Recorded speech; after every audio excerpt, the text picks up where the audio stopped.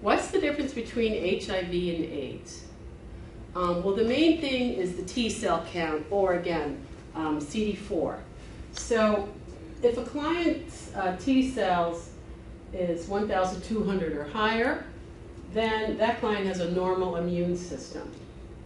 If it's 800 or less, then the immune system is weakened and the client is more susceptible to, remember what we talked about, opportunistic infection. If it's 200 or less, their T cell count, that's when the AIDS diagnosis is given. And once a person is diagnosed with AIDS, he or she always will categorize as having AIDS. So you don't necessarily go from AIDS back to HIV.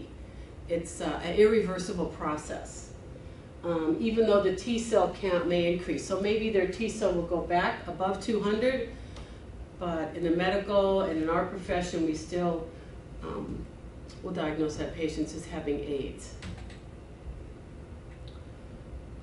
Also, CD4 cell or T cell count of 200 or less, and one opportunistic infection, such as, again, pneumonia, Kaposi's sarcoma. So they just kind of, we have some artwork on its own, the smartboard.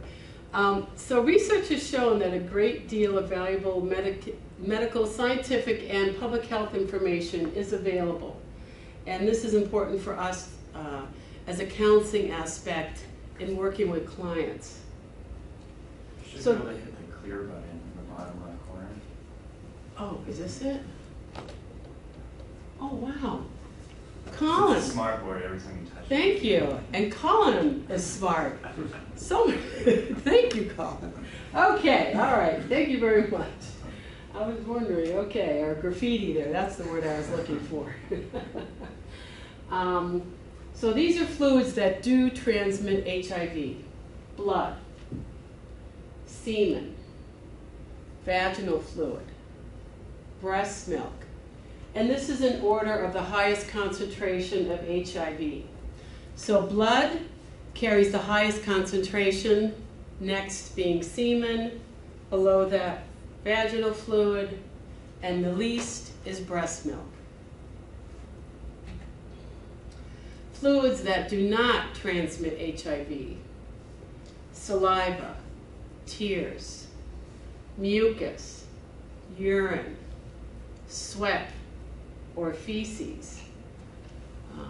Again, going back to the early 80s when AIDS first came on the scene, I remember there was like public health panic, or maybe insects such as mosquitoes transmit AIDS because it's a bloodborne, or it's infected in the blood. Or other people, or the public health or the community at large was afraid if you just shook someone's hand that you could get AIDS. Or if you used the same toilet, you could get AIDS.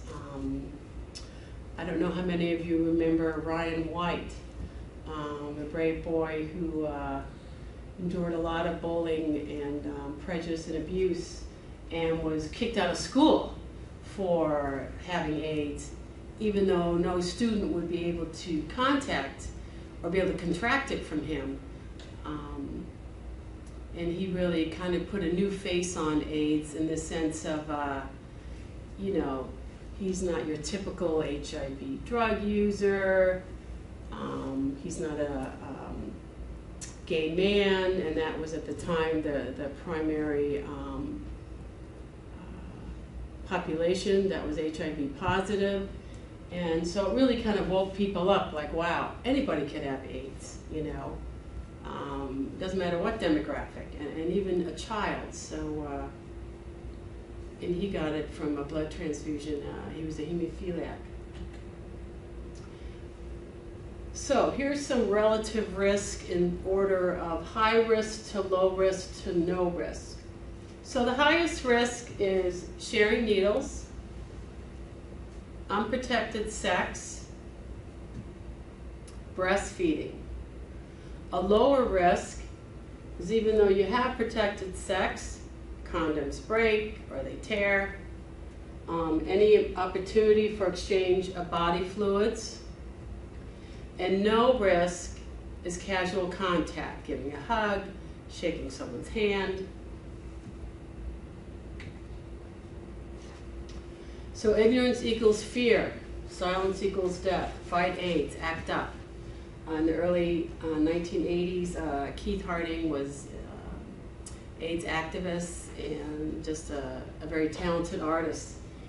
And this is one of his paintings.